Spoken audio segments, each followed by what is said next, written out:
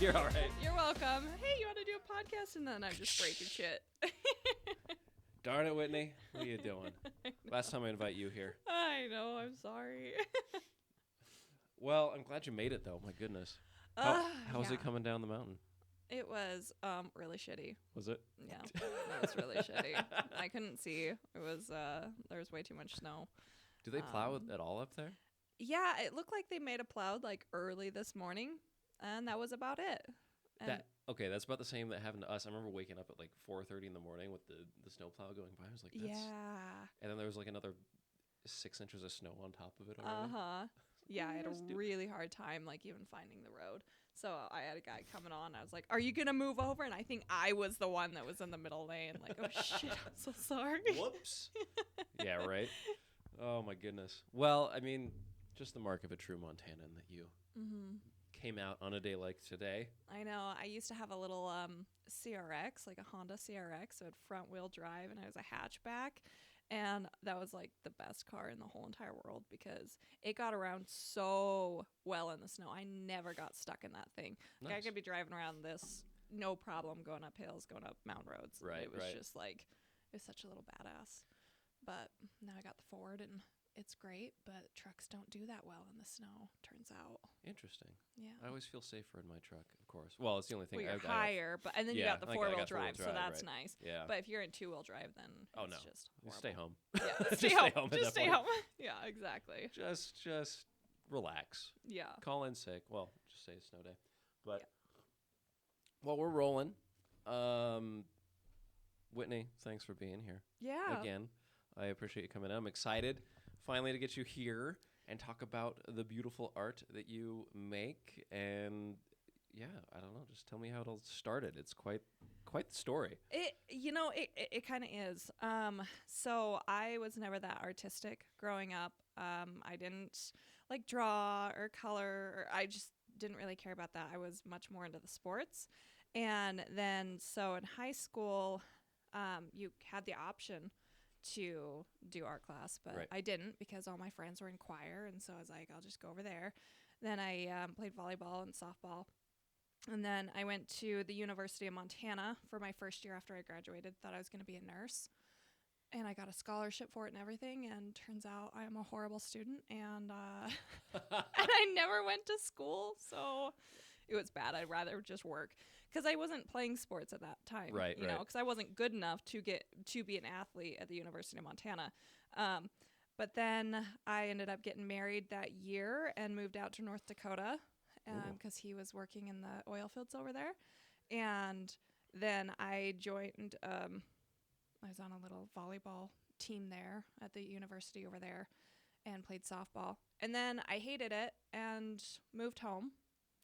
And then I worked at a sushi restaurant for a while, and I'd go play poker in the evenings. And then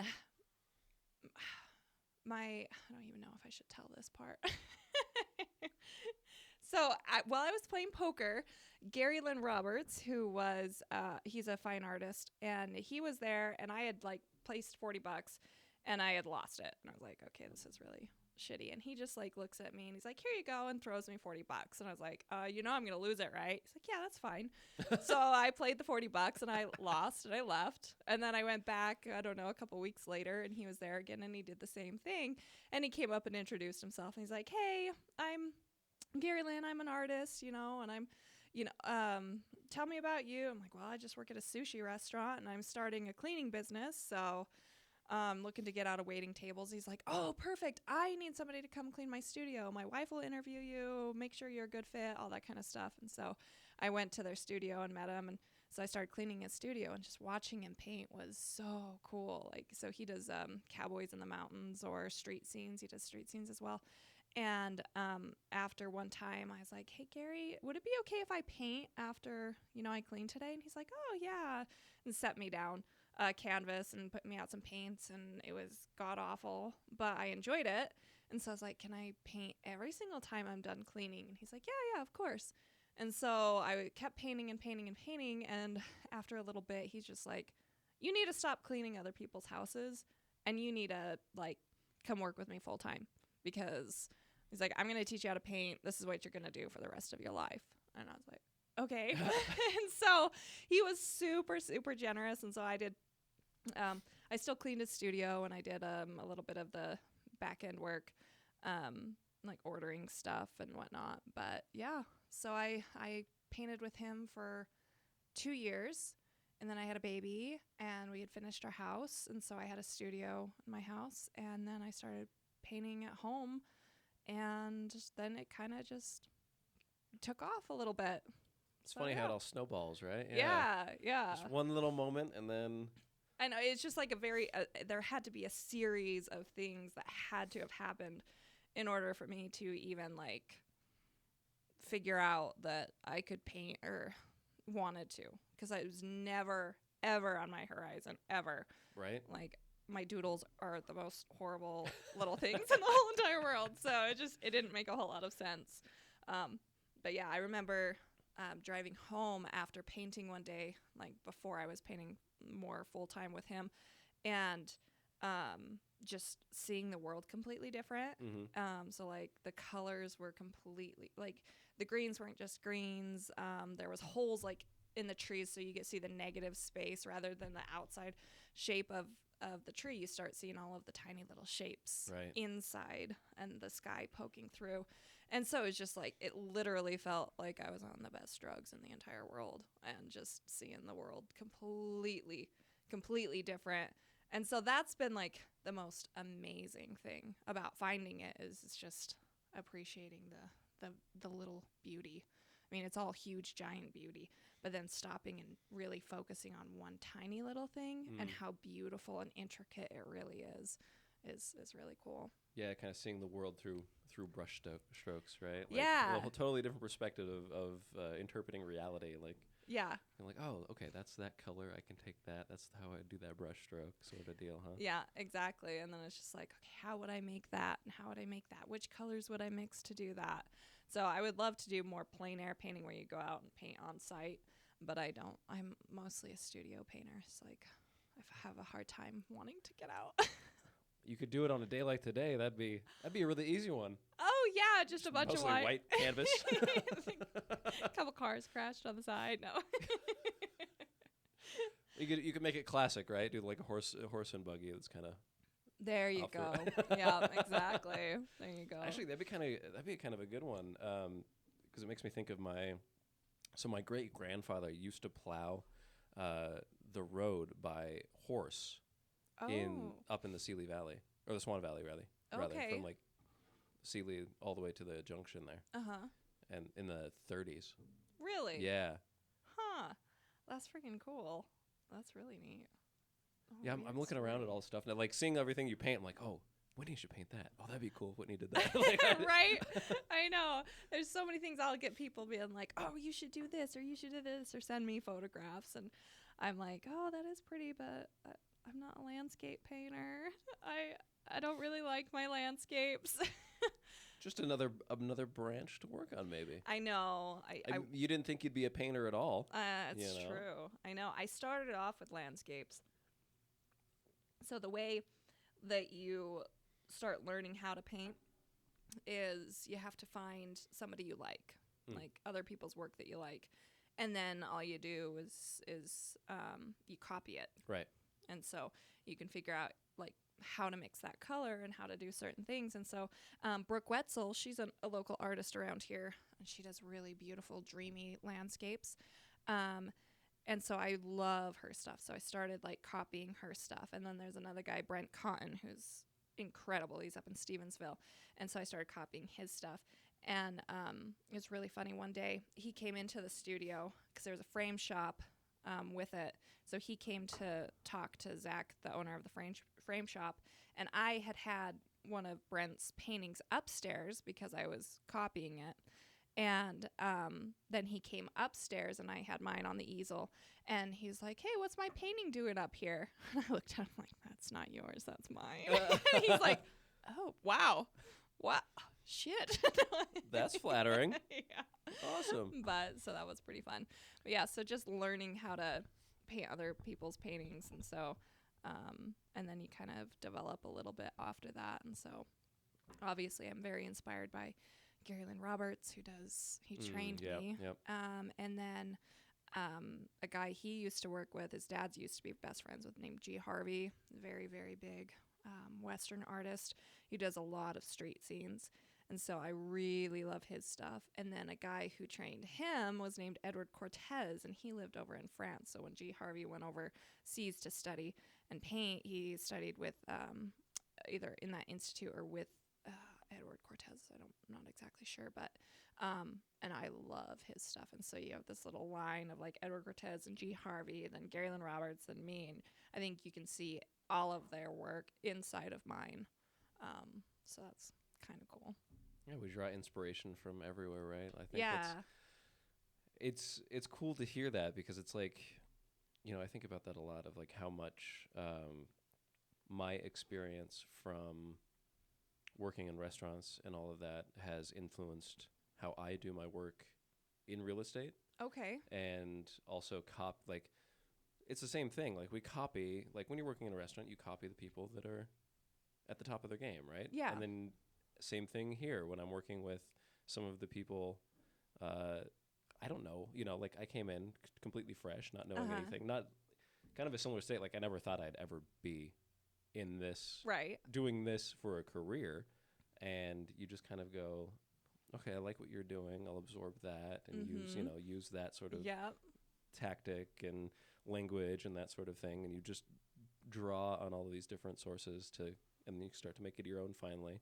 Yeah, it's like you get a puzzle piece from every piece of inspiration. So somebody can give you one, or you take one, and then you end up putting it all together and making your own like big picture puzzle. And then it's just like, oh, this is why I do certain things, and it just makes your own.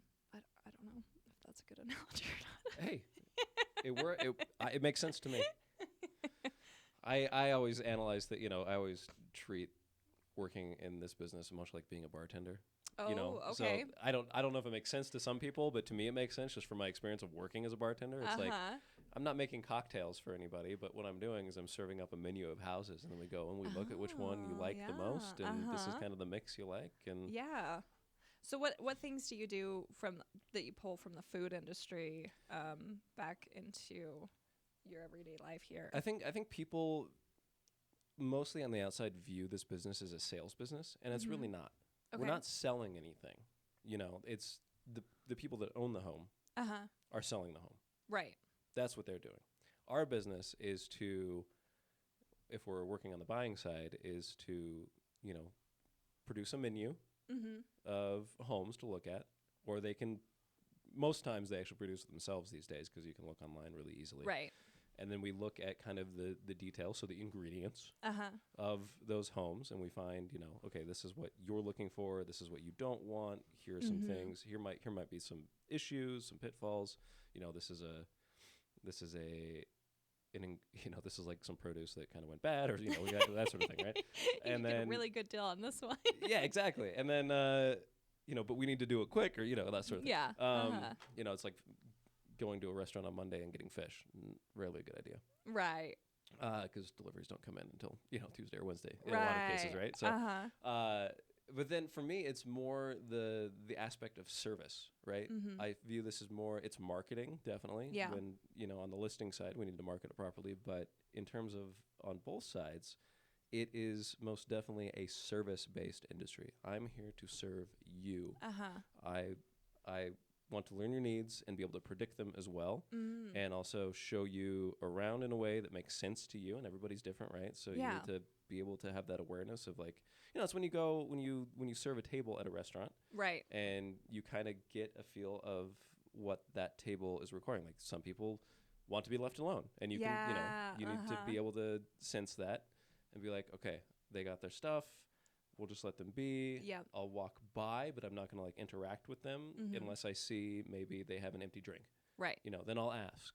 But a lot of times with those cases, right, they'll let you know, and that's fine. And you kind of just have to pick up on that. You have to be very perceptive in that sense.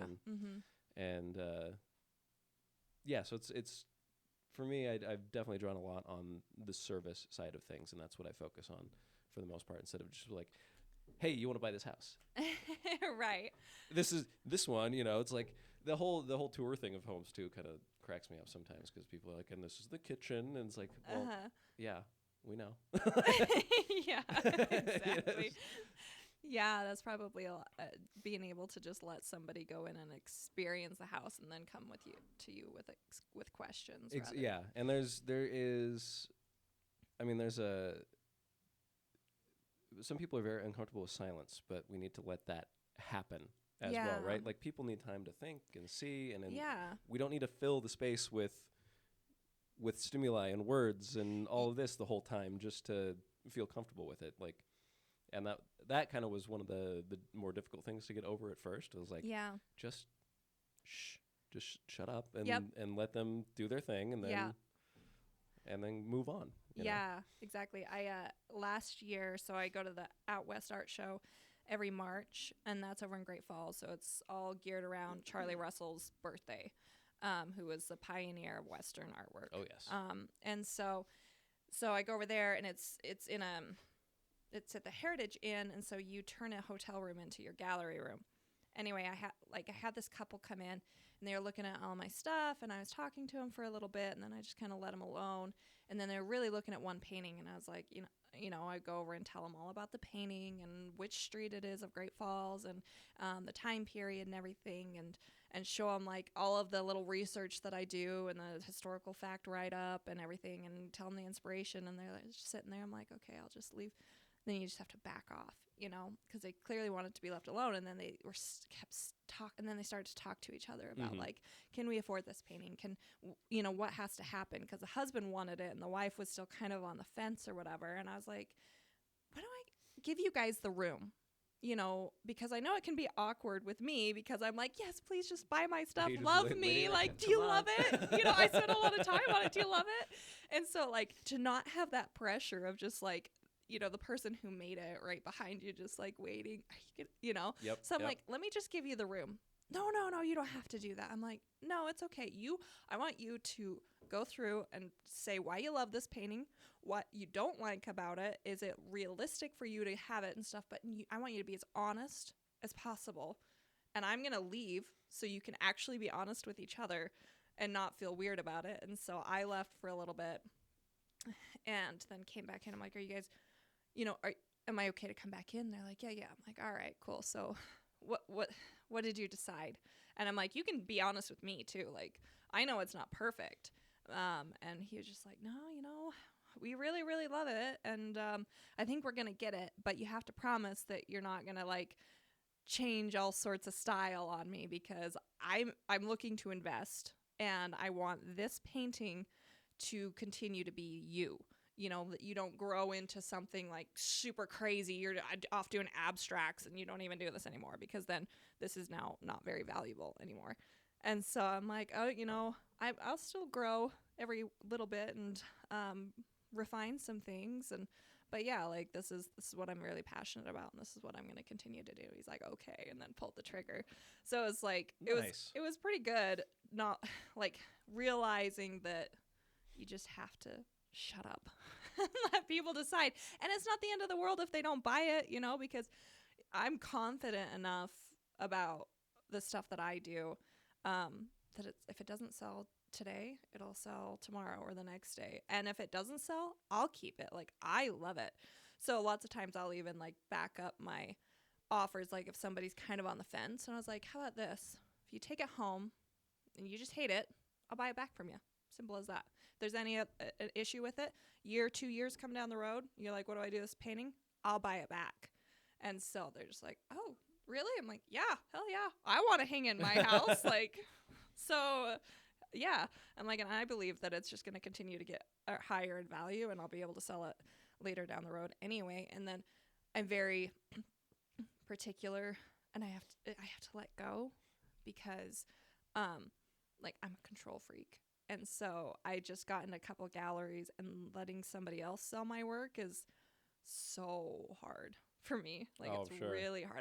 It's hard for me to just send something somewhere, because it's like, it's a piece of my soul, and I want it to go to a good home. And so like when we sold our house, we built a house just up the road, And I loved it. And then Jason came home one day and he's like, hey, I need to sell the house. I was like, what?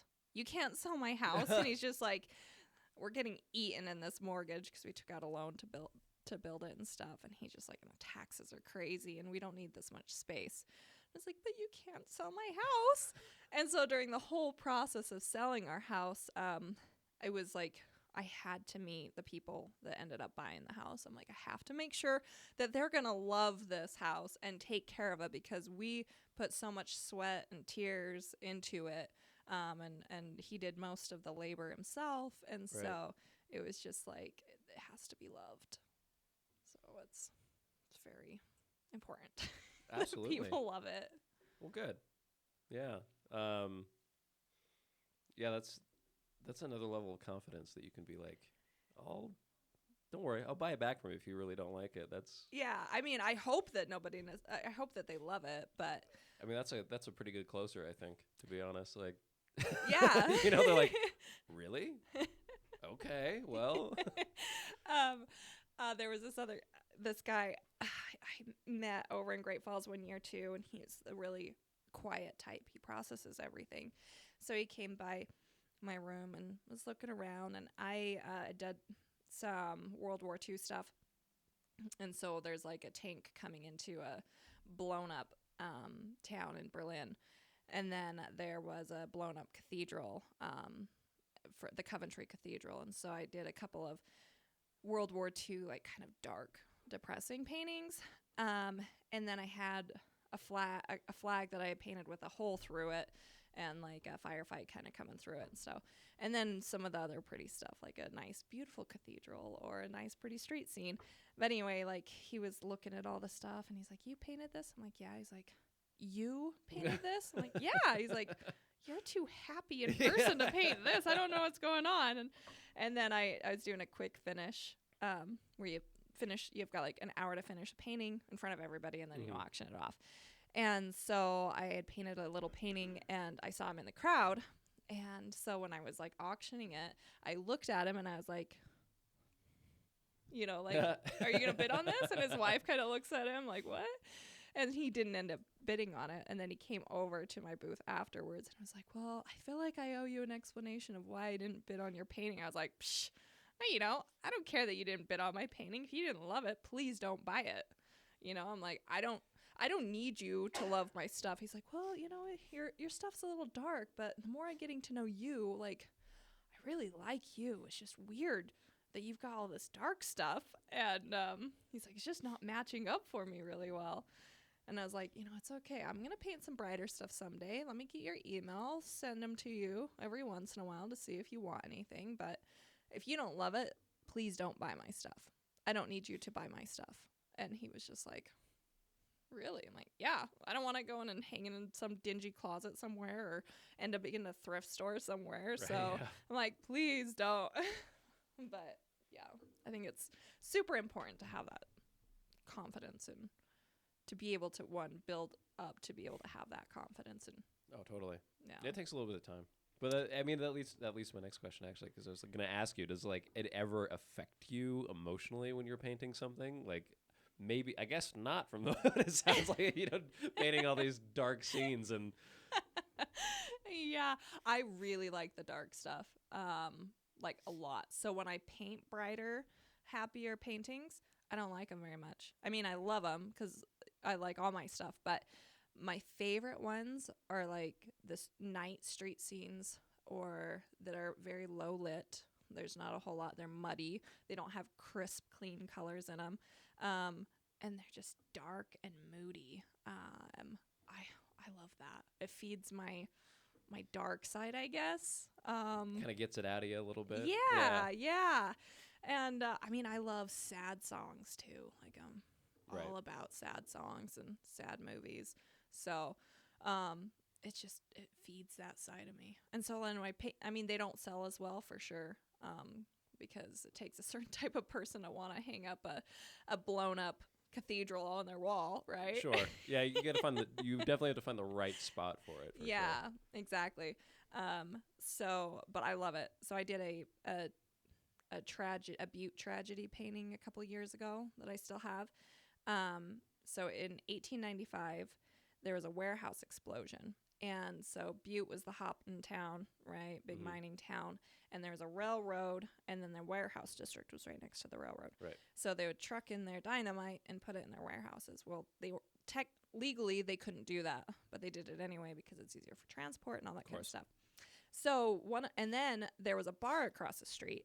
And so these companies were worried that bullets were going to go off and firefight. And so they and explode the dynamite. And so they encased it in a bunch of mining equipment and ravel heads and all sorts of stuff. So it basically created this shell around this dynamite to protect it. And it lit on fire one night. Oh, no. And so they had these little call boxes. And it's really cool because everything was so dark back then. You didn't know where fire was. So they had call boxes throughout the city. And so if it's close to something, you'd go over and you'd punch the glass and you'd ring the little thing, and it sends a telegraph wire all the way up and over to the fire station and pings its location. And so then the fire station knew where it was. So they come rolling out super, super quick. The first team gets to the warehouse, and they're starting to roll out the hoses and everything and start poking holes in the corrugated tin. And as soon as the fire chief turns around to the plugman to say, hey, turn on the water, thing explodes.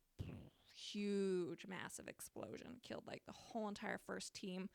And there was over 1,000 pounds of dynamite in that one warehouse. And then it lit on the second warehouse. So more people came out. And Butte's a city that never slept. So all of these bystanders are like, what the hell just happened? And so they rush out to see what's going on. The second one explodes. Then the third one. By the time the third one went off, there was like nothing left to really destroy. So it was in January, and it was on the coldest night possible, which was good because they ended up finding a lot of sticks of dynamite that were frozen that never exploded, so it could have been way worse. There was a big beam that got chucked clear to Rocker, which is a couple miles away. All of the glass in Butte was completely knocked out, just destroyed. And so it ended up killing like 56 people. 13 were paid firefighters, and so it was a pretty big tragedy. And so my first scene is the firefighters coming out of the station. So it's at night and it's winter, so you got like the glow off of the wet cobblestone roads. And then the second scene is them fighting the fire, so like ready to like poking holes in it. And then the plugman on the back with the call boxes called box 72, so they called it Fateful 72. And then a big explosion, and so it was the first like kind of like reaction to the huge explosion. And then the third piece is the funeral procession, and so you can see all of the busted glass and like the horses that came out and the caskets on the thing. And so it was like a huge funeral procession. Like most of the fire teams in the state of Montana came to it. Wow. So it started at Central Station and went up to Mount Moriah Cemetery, which is I think is like a mile away. And by the time the front of the procession got to Mount Moriah, the back of the procession was just getting to Central Station. So it was a huge funeral.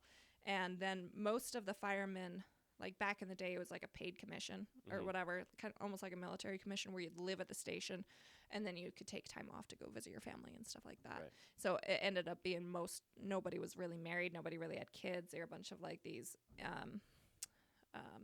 Irish immigrants that came over and stuff like that. And so it only took like a generation before people just forgot about it. Crazy. And so, yeah. but Yeah, I never heard about that before. yeah, it's because they just barely brought it back to life. So now they have a memorial for it on January 15th, and they've got some sculptures around town that signify it. And then they do a big presentation of it now over in Butte. But it was, I don't remember exactly the year that they were going and cleaning up the cemetery, and they're like, who are these headstones for? You know, and so then they went back and figured it out, and so they put it all back together, and they wanted to give them a nice place to rest again or whatever. Oh, that's cool. So the firefighters brought it more. So I'm trying to figure out how to get that painting, that it's a triptych and it's pretty big, to like Butte somewhere because it belongs in Butte. And I'm like, so I don't really know how to do that. I'd like to give it to the fire station. or maybe if we could sell prints of it, and then however many prints would equal up to the amount of the original, give it to the fire station. I don't know. Maybe I'll end up just donating it anyway. But I like that print idea. That's cool. Yeah. So it'd be kind of cool, and then to be able to try and, I don't know. It's weird. Butte's kind of hard. Like, it's such a cool history, and the buildings there are so pretty and amazing. But Butte's rough. It is. It's super rough, and it's really it's not in good shape right now. So it's hard to find people from Butte that are like, yeah, I can drop that amount of money on something, because it's not much of a reality there. But yeah, maybe something with the Montana Historical Society. That would be really cool. Yeah, it would be. That would be the dream. Or that's really what I want to do. So, like, big picture goal or is to be able to work with the historical societies or the downtown associations. Now, I just got elected to be on the downtown or Hamilton Downtown Association board. That's right. So that was exciting, because in June, they had their dinner on Main Street, and I got a call from a friend, and she was like, "Hey, they need somebody to do a painting for, like, their dinner. Could you do that?" And I'm like, "Oh yeah, and I was like sick as shit during that time too, and I was like, "I don't know, I don't feel very good. I think I have the flu. When do you need it by?" She's like, "Oh, it's this weekend." So she had called me on, like, Tuesday, I think it was, or Wednesday, and the dinner was on Sunday. And I was like, "Oh gosh, I really want to do that.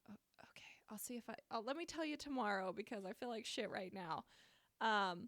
And so I ended up doing it. And so I did a big painting of Hamilton in 1915. So on Main Street and Highway 93, if you were standing at the light looking down towards the mountain. And it went over really well, and we sold tickets, and then I donated half of the profit back to the HDA. And then that went into the pot for the facade program downtown, where they're raising money and getting government grants to be able to beautify downtown again. Nice. And so I'm like, that's all I really, really want to do, is I want to bring back, like, the history and help preserve a lot of these buildings that just get run down, because the architecture back then was so, so pretty. And what we build today is just kind of like, how fast can we get it up? You know? Yeah, right. You know, it's just so that's what I really want to do. So I'm really, really happy and honored to be able to be working with downtown Hamilton, and just doing more paintings for them to figure out more, like, if we can raise more money for it and stuff, and just keep Hamilton vibrant and culturally rich, and have it, like, and historically rich too. So I'm, like, really, really excited about that. All right, technical crisis averted. Yeah, the Hamilton Downtown Association is doing some very cool work here, for sure. It's really cool. Yeah.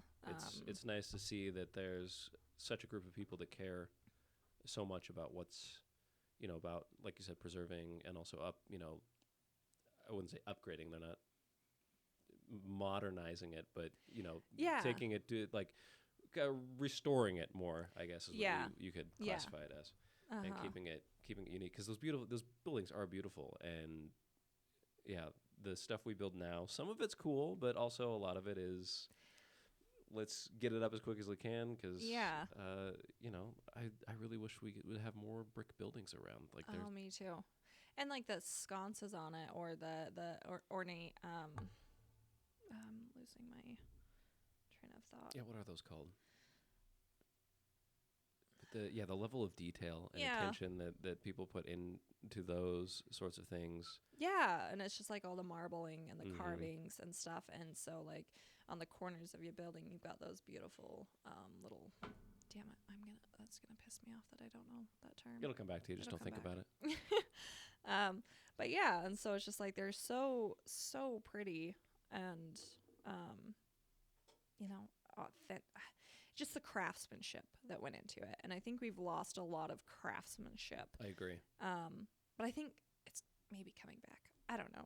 I mean, It's I'm an old yeah. soul, and I want craftsmanship stuff. So, and I'm young, so maybe other young people would want that too. It's an ebb and a flow, you know. I Yeah. think there was a lot of people that were captured by, building things quickly and doing them, kind of cookie cutter in a way, Yeah. and then we're starting to get back to realizing how much we miss like real gorgeous architecture that's something nice to look at, even not just nice to Yeah. live in, but also from the outside you can really appreciate it. Yeah, definitely.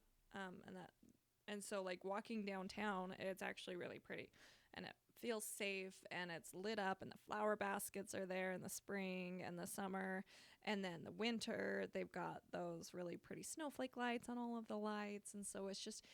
I mean, I think Hamilton has a little bit of that hallmarky type Oh, of totally. feel, especially like winter when they Oh, do the yeah. yeah, the Christmas tree lighting and stuff, and the downtown shops, and so and I love that, and so the HDA is doing a really and the HDF, so the Hamilton Downtown Foundation, they're doing a great job with all of that, and it takes a lot of manpower, and so if you want your downtown to look pretty and beautiful and be proud to live here or shop downtown, then be a good idea to figure out how you can help a little bit. I don't know, like volunteer. Like we'll have a lot of different events, and if you wanna, you could volunteer or yeah.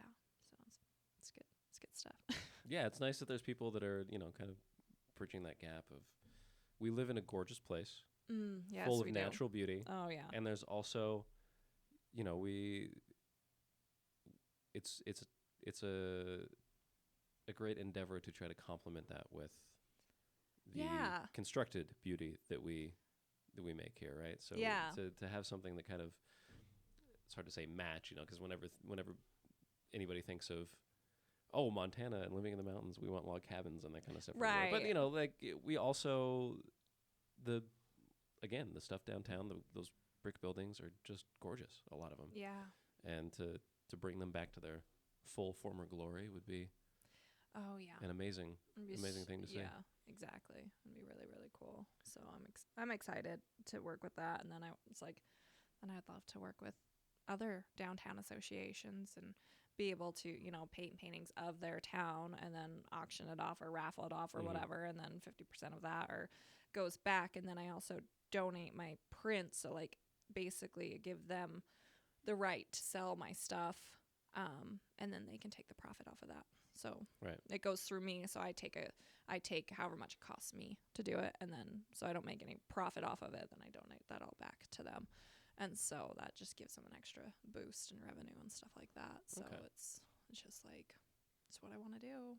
Nice. I love it. So I love my galleries, but it's like that's really I'd way rather give 50% or more or less or whatever to a town to be able to beautify it again and bring back. I don't know. I think it's just you have a certain amount of pride that you want to kept. I don't know. Lost for words. Hey, it's all right. So you must do a lot of research then. Oh my gosh, yes. All the history. I mean, just the amount of detail that you know about Butte for those 3 Oh, paintings that you did. I did so much research. I have probably hundreds of hours of research into that one. And luckily, like ABC did a lot of or not ABC, PBS did a special on, it's called Hidden Fire. So if you ever have time to go on YouTube and type in Hidden Fire and watch that. It's about an hour long. It is really, they did such a good job. So I watched that probably like 10 times over and taken notes the entire time. And then I went to the archives themselves and I pulled out all of the newspaper clippings and everything because I needed to know exactly where the warehouse district was positioned downtown, so I knew from which angle I needed to paint them running towards the fire, right? And so are they going left or are they going right? And that's just that tiny little detail that you don't really think about, but it's important to the story.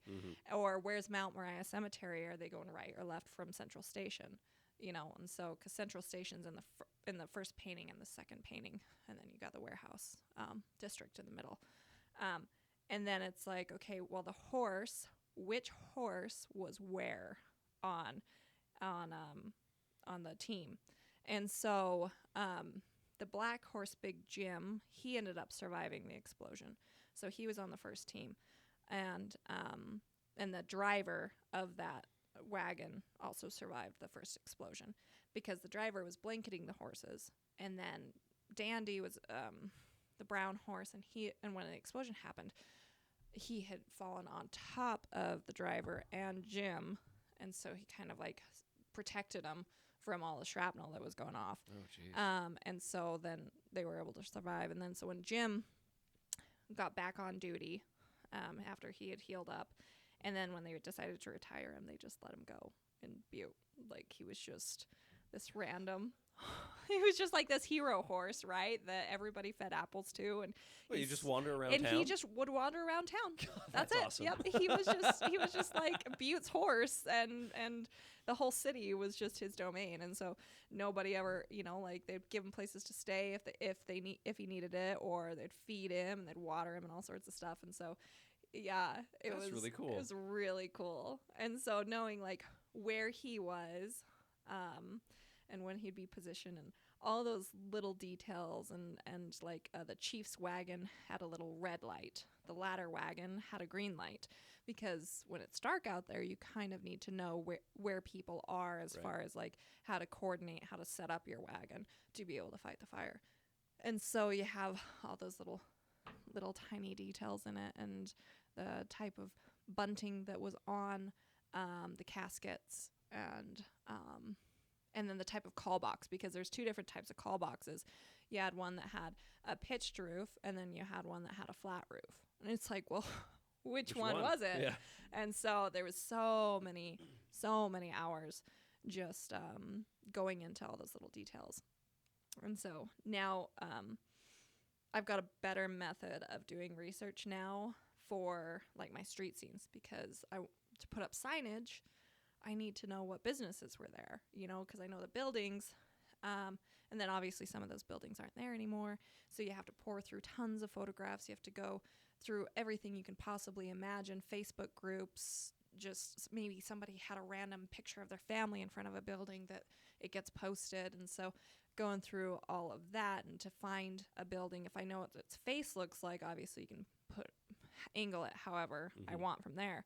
But then the signs, and like, okay, if I'm going to do it from let's say that this painting's 1914. I figured out that I can go through newspapers from 1914, click on, and then do a little keyword like Main Street, and then it'll pop up, and then it'll tell me like little ads, because they'd always put ads in there as newspapers. And so it would have an ad, and like this one was at 324. And so it's just like this flower shop, 324 Main Street, come buy flowers, or this is a shoe shop, the Paris Dry Goods Store. And it would tell me exactly where it was, and like on the map. And so like, wow. I just figured that out. And so I'm just over the moon. It still takes a ton of time because there's so many newspapers to go through. And then to figure out exactly when things were. And so lots of times I go from, it could be anywhere from 1915 to like 1922, and then break it down from there. Okay, this building was built here, then it burned down in 1918. So if I'm going to paint it still up, it's got to be before then. So you start out with a general timeline, and then you start knocking it back to figure out exactly when it was. So I'd say my stuff I'd give it 90% accuracy, because sometimes I want a building that's in the back to be kind of like, oh, well, this business was in the back, let's bring it forward. So Kaufman's is over in Great Falls, and that's been around since the 1800s, 1890 or something like that. And it's been in the family since then. And so it's a really prevalent business over in Great Falls. It's a men's warehouse. And so in one of my paintings, it's like, well, I know they were further down the street, but I want to showcase them in this. And so I put them in there in a different location, because they moved buildings like 3 different times. So I put them in their third building, which they didn't move to until like 20 or 30 years down the road. But not historically inaccurate, just we Back to the Future it in a way. Yeah, right? yeah, there you go, exactly. So, and then obviously like trees, I put a lot of trees in my paintings, and just like yeah, they didn't plant trees back then. They were, but it doesn't really matter because it works in the composition. And Right. so I still have to interject and make things beautiful. And so it can't be completely 100% historically accurate, but it's been a lot of fun. Well, that's why it's a creative art, right? Yeah, exactly. If you want to be historically accurate, go look at a photograph. Yeah. Yeah, come on. Yeah. You got to have a little fun here. Exactly. You want to bring it back to life, then there's got to be life in it. That's right. But yeah, so then just starting off with a black and white photo and then piecing it all together from Just there. kind of building it out and Yeah. putting the puzzle together. So I spend like a lot of time researching, which I need to hire somebody to do that for me because like I don't get a whole lot of painting done in a whole lot of time Yep. because I'm on my computer like going through freaking newspapers to figure out like, oh, this was this business and this is what their logo looked like, to be able to put it on. Because like that's really important to get their signage right too. Sure. But yeah, it's fun. Dang, I love it. starting a whole organization here. It sounds I know. I was thinking like, oh, you know what? I would love to do one of these days is like start a podcast, but like bring in historians and stuff like that from whatever town that I'm doing and like ask people, like just civilians too, because I love it when I go over to Great Falls and people will be walking by and then all of a sudden they'll stop and zoom right on into the painting, just like, oh my gosh, I ran down that street. I bought my first pair of jeans there. and they're just like, my grandpa owned that store. And it's really, really cool to be able to talk to people about that because it just zooms them right back. You can just see awesome. their wheels turning and like going back to their childhood. Or they get connected with their ancestors a little bit more, like, oh, this is exactly how it would have been when my grandpa immigrated over here, or whatever. It's just like that's cool. He must have known that, like he walked down this street. I know it, you Yeah, know, and yeah. so that's like the most fulfilling part of it is just seeing the people's reactions to Very it, cool. and bringing their own memories into my painting. That I was able to bring something out in them, which is like the best thing in the whole entire world. That's really cool. So, but yeah. Right on. Yeah. Well, anything else you want to top of mind? Did you remember the name of those things? No. All right. Well, No, I didn't. If anybody knows what we're talking about, just write it in the comments, and we'll. Yeah. Whitney's gonna wake up at 2:00 in the morning and be like, "It was that." I know. I'm so bad for somebody who paints architecture. I should know all of those names. It happens to me all the time. There's been, I don't know, the last couple of days I've had such trouble remembering like specific people's names. Like we're talking about some well-known, like Bob Dylan. I completely like. Yeah. I was like, wait, no, because we're talking about that new Timothy Chalamet movie. And it's like, yeah, he plays, what's that guy's name? That folk artist, the really famous one, who's like, just could not pull it out. Yeah, It's the worst. Maybe we're getting old. I don't know. Yeah. I'm not. No, I refuse to believe that. No, you'll never be old. I don't feel old. You're not. What? You're like what? 35. I'll be 37 this year. I know it doesn't. You'll be 30. Well, I just turned 30, and I feel old as shit. Okay, no, I don't. I feel pretty young. I mean, there's days where it's like, okay, I'm definitely aging a little bit. But at the same time, you think about when you were a kid, and you're like, oh, that seems so old. Oh, I know. 30. Oh my goodness. And I'm like, I still feel like I'm 15 sometimes. Right. Like, Yeah. how am I allowed to do the things I'm doing? I know. And then it's like, I don't know, getting old is so cool too. Or, lots of people get denied that privilege to get old. That's true. And so to be able to get old and age with grace and not be like, no, I can't get old ever, and just continue to inject all sorts of shit in you to try and make you young. Oh, man. I don't know. I don't get it. Maybe I will when I get there and be like, oh, I got to get rid of those wrinkles. So... Yeah, I spend a lot of time with my grandparents, and they're all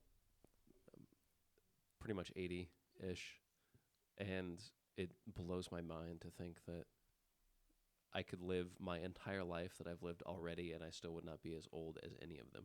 Yeah. And I was just like, all right, I got a lot of time to go. We got things to do then. Yeah. I mean, you think about it, you're not even halfway through your life yet. Right? I know, it's crazy. And how much time, and it's like, yeah, it's gone fast, but it's actually gone pretty slow too. And so you just got all of that plus again, And here I am. Yeah, it blows my mind to think that, I remember thinking back in the day when my dad was telling a story. It was, oh yeah, that was like, about 20 years ago when this happened. And I was like, whoa, that's nuts.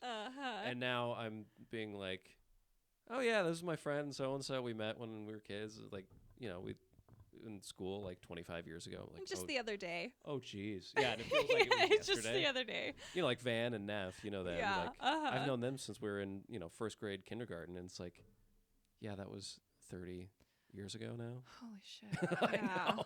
That's so crazy. And we, whenever I see them, it still feels like seventh grade. Yeah, exactly. It's just, yeah, it's weird.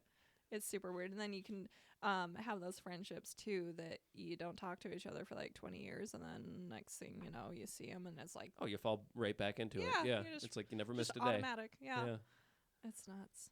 Everybody's just on their own little trajectory in the world, and so are you. But then you get caught up in those moments, and it's like you're a kid again. Those are awesome. And who knows? Maybe you'll be painting historical paintings of Montana scenes in 2000. Like I know, I know. You'll be way down the road. You'll be like 75 years old. This was way back in the day. This is so far back in the day. You don't even know how beautiful it was back then. They built things so nice back then. I know. Thinking about it, because it's like I love the turn of the century. And I painted up to the 60s before, because Jackson Hole isn't, I mean, it's not very historic as far as like their downtown and everything like that. And so having to paint like Jackson paintings, you have to age them from the 40s to the 60s. And but anyway, it's super romantic time. I love the clothing for one. I love the clothing. And then everything was like felt smaller and simpler. Like you don't have all this outside noise of like knowing exactly what's going on in every little corner. Like you're just kind of confined to your own little space, and you can be more in the moment. Maybe less distractions, but given all that, like it must have been a really shitty time to live too. Oh my gosh. It had to have been really hard. Death was probably just on everybody's doorstep. Right. Like crazy. And so it had all of its own nuances and issues. But to think about like how I view it and how romantic it is, it kind of gives me a little bit of hope right now, because it seems like right now is like, yeah, it's super beautiful, but super ugly. And maybe somebody in 100 years will be like dreaming about the 2000s, and being like, it was such a romantic time, because we do have a lot of romantic things going on now. And so just trying to find the beauty in the chaos is... Oh, for sure. Yeah, I think every generation kind of has that mentality, where, things were better back in this day, or, this sort of thing. And I think we all kind of go through that of like, oh, it would be nice, but also you got a scratch, you might die. Right. Like you could get sepsis from a paper cut. Oh my gosh. Me and my first son would be dead, like if it wasn't for modern medicine. So, that would have sucked. Pros and cons, Yeah, everything's a give and take. You just gotta kind of roll with the punches and create as much beauty in it while you can, and look at the beauty. Like, a guy I really love. His name's Andrew Tischler. He's a New Zealand artist, but he does. He did like a little course on still lifes of an onion, just an onion. All right. And so he was talking about it, and then I ended up painting it, and it's like really pretty. And he's just like, it's really cool to see, like, you take an onion that everybody takes for granted, and you plop it down, and you look at it, and you really look at it, and you try and like recreate it on a canvas or whatever, and you notice how beautiful it actually is and how intricate it actually is. And so like we're like artists are really, really lucky to be able to see the world through our lens, because we look at almost everything that way. Right. Everything is like so beautiful. And if you like just narrowed it down and just painted that one thing or focused on that one thing, how actually like beautiful it is, even though it's just an everyday object that you just, oh. Yeah, you just gotta find those details that make each one unique. And Yeah, and they're all super unique too. And so that's really, I like, ugh, I'm just so lucky. That's awesome. Yeah. Well, I'm glad to hear things are going well for you Yeah. in the realm of painting. I remember, I think we had met just shortly, like right at that time. I think you had just started your cleaning business. Yep. Because you were cleaning my mom's house. Yep. And then it was kind of on that track of you starting the whole painting thing. Yeah. And yeah, because I also was getting my pilot's license during that time. that's right too. Yeah. Yeah, so I got, You're a pilot also. Yep, yeah, I got my pilot's license, and I was like, okay, this is what I'm gonna do, is I'm gonna be a pilot, and fly commercial airlines, or the dream job was to be work on fires, and then so I ended up enrolling into a different type of school, and I got a scholarship for that as well. And then I just kept having dreams of dying, because I was going to work it up like, so you get your private pilot's license, and then you get your IFR, and then you and then you become an instructor, and then you can work as an instructor, and then you build flight time. And like you have to build flight time in order, to do anything. And so that's a good way to pay for your schooling while you're going to school, is just to be an instructor. And then I just kept having all these dreams of dying. And anytime I'd teach somebody how to fly, they'd kill me. And I had an uncle die on he had dreams he would die on this highway. Like he dreamt about it all the time, and he finally did. Wow. He died on that highway. All right. And so I'm like, yeah, I'm going to die if I keep doing this. I'll just fly for fun. I'm not teaching anybody how to fly. Like, nope, not doing it. And then it turns out I was like, turns out I might be kind of good at painting. Good. I can stay on the ground. I can stay on the ground. I don't have to worry about that. But yeah, so I'm like super terrified to fly, because now my dreams have moved into like commercial flights where I'm the passenger. So I'm like, I'm so terrified to fly. I know that. Really? I know that's how I'm going to go out. I just know it. So it's not going to be fun.